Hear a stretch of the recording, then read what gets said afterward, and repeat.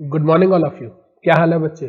बेटा exam season चल रहा है और मैं सीएस अमित बोरा आपके सामने आपका टाइम वेस्ट करने के लिए नहीं आया हूं, आपको मोटिवेट करने के लिए नहीं आया हूं।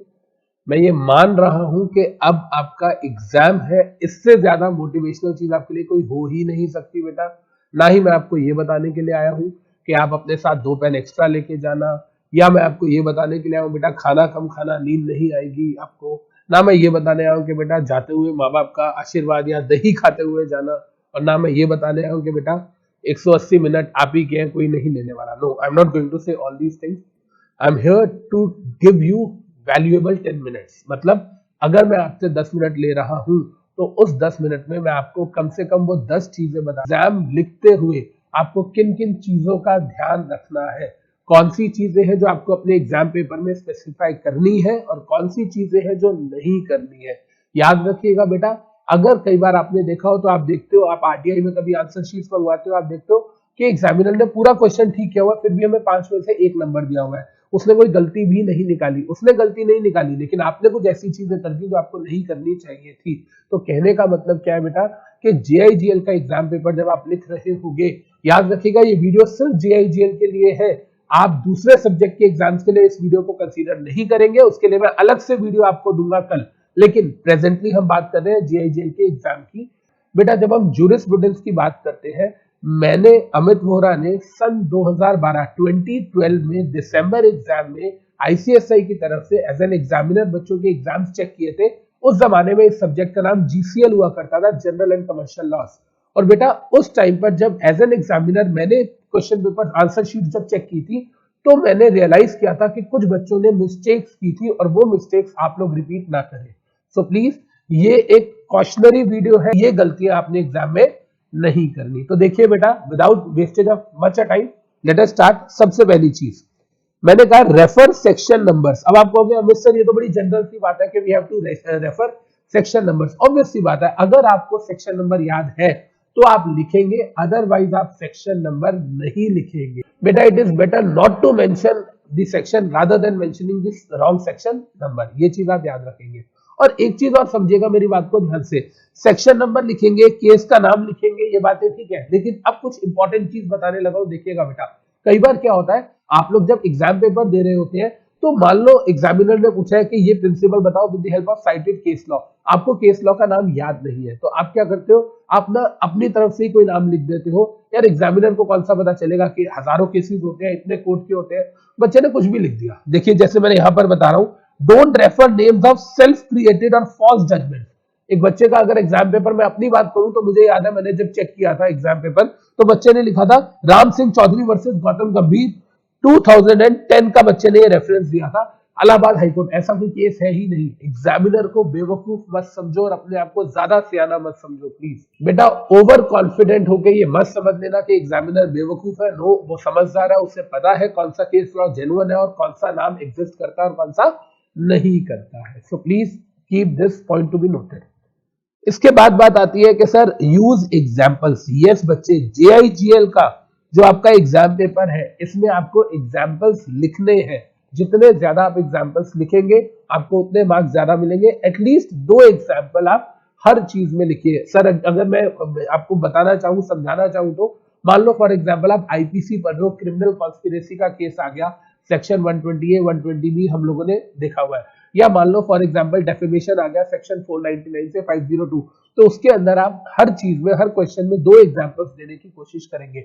याद रखिएगा एग्जांपल वाला पॉइंट और किसी लॉ पे एप्लीकेबल नहीं हो रहा, हम जेआईजीएल की बात कर रहे हैं। तो जूरिस्प्रूडेंस का जो एग्जाम है उसमें जब आप कोई भी प्रोविजन लिखते हो तो प्लीज उसके साथ एग्जाम्पल जरूर मेंशन कीजिएगा। तो पहली चीज आपको सेक्शन नंबर रेफर करना है, दूसरी चीज आपको साइटेड केस लॉ लिखना है, तीसरी चीज आपको एग्जाम्पल्स लिखने हैं। राइट, अब देखिए अगर प्रैक्टिकल क्वेश्चन या केस स्टडी आती है, एक्सपेक्टेड है कि आपके एग्जाम में 100 मार्क्स का पेपर है तो 20 नंबर के आसपास की केस स्टडीज आपको कम से कम आ सकती है। मतलब 4 केस स्टडीज 5 मार्क्स की आ सकती है। तो बेटा जो केस स्टडीज या प्रैक्टिकल प्रॉब्लम्स है उनका आंसर आप कैसे लिखेंगे, 3 पैराग्राफ में डिवाइड करके अकॉर्डिंग टू सेक्शन। फिर इसमें आप सेक्शन लिखेंगे, फैक्ट्स ऑफ द प्रॉब्लम, इसमें आप जो क्वेश्चन में एग्जामिनर ने बोला उसे शॉर्ट करके लिखेंगे, एंड कंक्लूजन। सिंपल सी बात है जी। लॉ ये कहता है, एग्जामिनर क्वेश्चन में ये पूछ रहा है और हमारी राय या हमारा जवाब ये होना चाहिए। तो याद रखिएगा केस स्टडी या प्रैक्टिकल प्रॉब्लम जो है वो 3 पैराग्राफ में होनी चाहिए according to section, facts of the problem and conclusion. Conclusion हमेशा लास्ट में होता है। कई बच्चे क्या करते हैं, केस स्टडी आती है सीधा लिखते हैं yes mister A can sue mister B. बेटा आंसर यहां से कभी भी शुरू नहीं होगा। हमेशा हम बताएंगे कि सेक्शन क्या है इससे रिलेटेड, इस क्वेश्चन में एग्जामिनर क्या चाह रहा है और हमें लगता है कि ऐसा होना चाहिए, हमारी एडवाइस या हमारा कंक्लूजन ये रहेगा। राइट, क्लियर है बच्चे।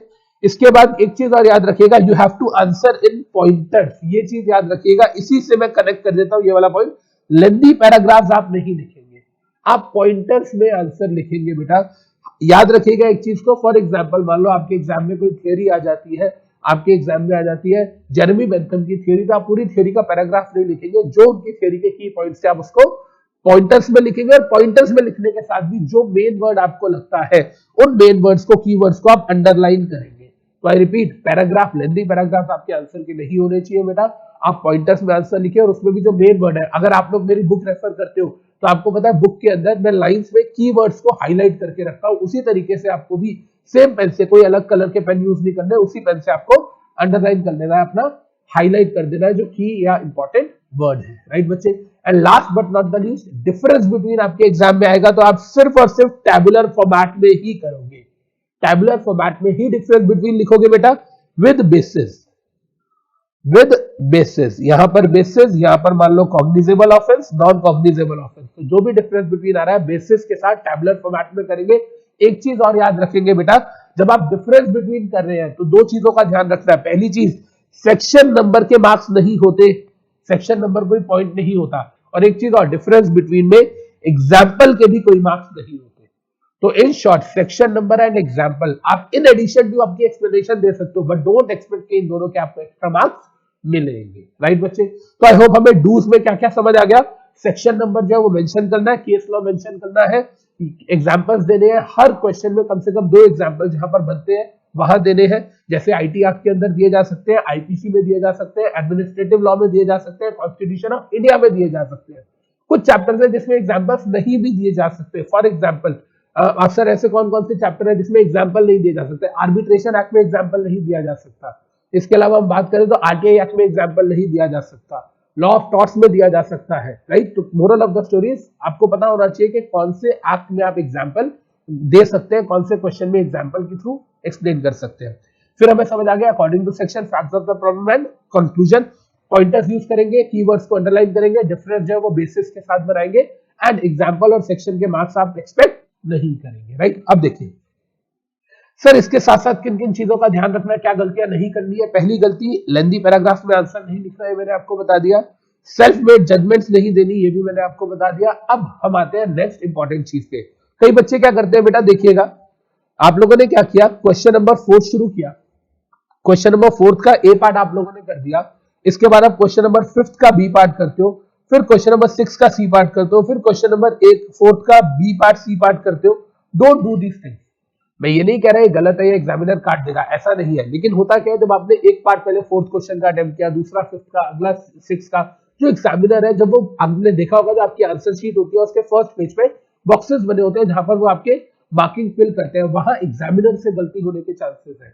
तो आई रिक्वेस्ट यू कि जब आप क्वेश्चन शुरू करते हैं, मान लो आपने क्वेश्चन नंबर 4 का ए पार्ट कर दिया, बी पार्ट कर दिया, सी पार्ट आपको नहीं आता, आप सी पार्ट की स्पेस छोड़ दो, 2 पेज छोड़ दो यार, कोई दिक्कत नहीं है। उसके बाद नेक्स्ट पेज से आप 5th क्वेश्चन का आंसर शुरू कर दो। लेकिन डोंट डू दिस कि क्वेश्चन नंबर 4 का ए पार्ट किया, फिर 5th का बी कर दिया, फिर 6th का, फिर 4th का, 3rd का, एक एक पार्ट के थ्रू आप क्वेश्चंस में शफल मत होते जाइए, गलत नहीं है, एडवाइजेबल है नॉट टू डू। राइट, तो देखिए मैंने यहां लिखा है, try not to shift to other question without attempting all parts of the current question. All parts से मेरा मतलब है या तो अटेम्प्ट करो या स्पेस छोड़ दो, बाद में कर लेना, लेकिन सीक्वेंस को खराब मत कीजिए। राइट, आपकी मर्जी, आप पहले क्वेश्चन नंबर 1 उठाओ या क्वेश्चन नंबर 4 उठाओ, आप पहले आंसर नंबर 4 से अपना पेपर शुरू करो, कोई दिक्कत नहीं है, लेकिन एटलीस्ट उसके तीनों पार्ट्स को कंसेक्यूटिवली अरेंज कीजिए। राइट, कुछ बच्चे क्या करते हैं, एग्जामिनर पूछता कुछ है, जवाब कुछ और दे देते हैं। उसने क्या पूछा, आप कुछ और ही बोल रहे हो। ध्यान से सुनिएगा, एग्जाम में क्वेश्चन आया है क्रिटिसिज्म ऑफ, ध्यान से सुनिएगा जो मैं कह रहा हूं, criticism of Austin theory of law. Austin theory of law के क्रिटिसिज्म पूछ रहा है। आप शुरू हो जाते हो,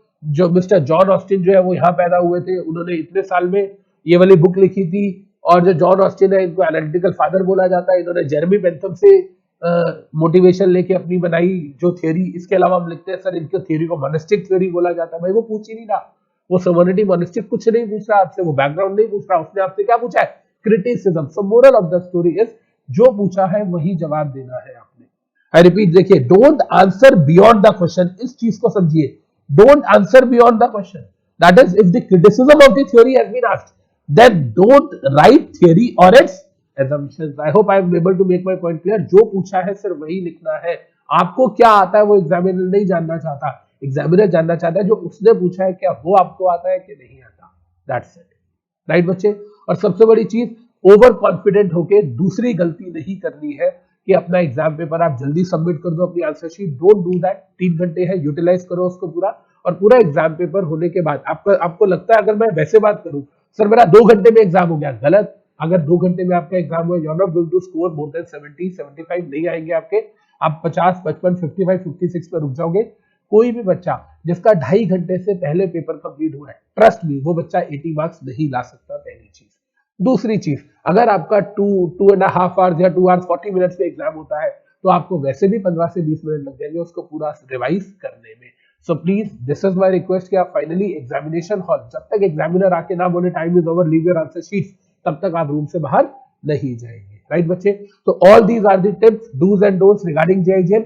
बेटा जब आप इन टिप्स को फॉलो करेंगे तो आई एम श्योर कि बाय फॉलोइंग द डूज आप अपनी जो वेटेज है एग्जाम में जो मार्किंग है उसको कम से कम 10 से 12 मार्क्स तक बढ़ा सकते हैं। और जो गलतियां मैंने बताई अगर आप वो नहीं करेंगे तो you can save your 5 to 7 marks, गलत होने से 5 से 10 नंबर बचा सकते हैं। तो ओवरऑल अगर देखा जाए तो ये वीडियो आपको 15 से 20 मार्क्स की लीवरेज दे सकती है, राइट बच्चे।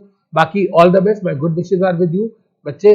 फिर मिलते हैं नेक्स्ट वीडियो में नेक्स्ट एग्जाम की स्पेसिफिक टिप्स के साथ। बाय।